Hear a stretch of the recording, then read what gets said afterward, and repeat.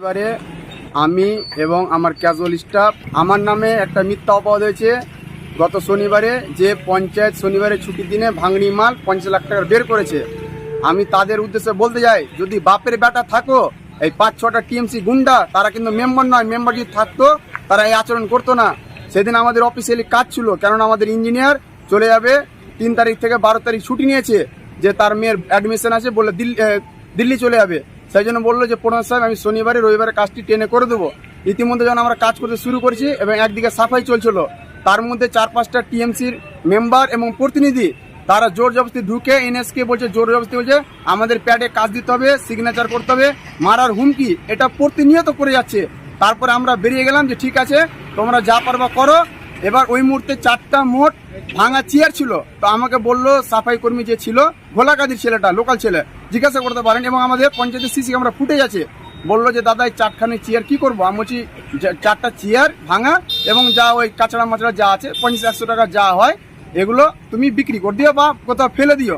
এবার রাস্তা দিয়ে একটা 4টা চেয়ার আছে, সেই চেয়ারটাকে নিয়ে বলছে 4খানা চেয়ার ভাঙা চেয়ারের দাম 50 লাখ টাকা। কতটা বেঈমান বাটপার হতে পারে ওরা, এটা বুঝে যাচ্ছে। যদি ওর বাবার ক্ষমতা থাকে তাহলে সেটা ইনকোয়ারি টিম ঢুকাক এবং প্রমাণ করুক যে 50 লাখ টাকা মাল হয়েছে, সামনে 50 টাকারও মাল হবে না, সেটা মিথ্যা অপবাদ করছে। প্রত্যেক দিন এই টিএমসি 5-6টা গুন্ডা তারা মেম্বার যদি থাকতো, এই মানবিকতা থাকতো না তাদের, নাই তাদের।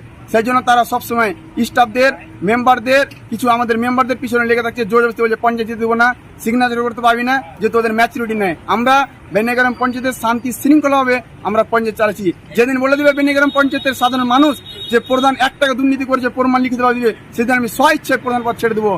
কিন্তু ওরা যদি বাপের বেটা থাকে তাহলে আবার বলছি অন ক্যামেরার মাধ্যমে যে আমার পঞ্চায়েতের সিসি ক্যামেরা ফুটেজ আছে, ওকে দেখাতে হবে কোথায় 50,000 টাকা লাখ টাকা ভাঙনি মাল গেছে। 50 টাকারও তো নয়, 50 লাখ টাকা কি করে বলে দিল। মোহাম্মদ জাকির হোসেন আমাকে সবসময় প্রাণে মানার হুমকি দেয় এবং স্টাফদেরকেও। আমার কাছে ভিডিও ফুটেজ আছে, এই মুহূর্তে যদি আপনারা বলেন আমি দেখাতে পারি।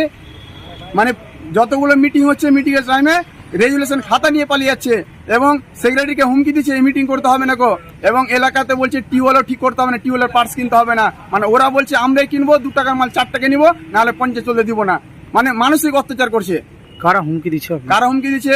আকিউল শেখ টিএমসির মেম্বার আছে খুন্তিপাড়া বাড়ি, এবং সুফিয়ান শেখ মেম্বারের প্রতিনিধি, কামরুল শেখ, কালাম শেখ, সুকুমার এবং রাফিক শেখ, এই 5-6 জন মিলে প্রত্যেক দিন আমাদের স্টাফ এবং আমাদের পিছনে ফেলে পড়ে যাচ্ছে।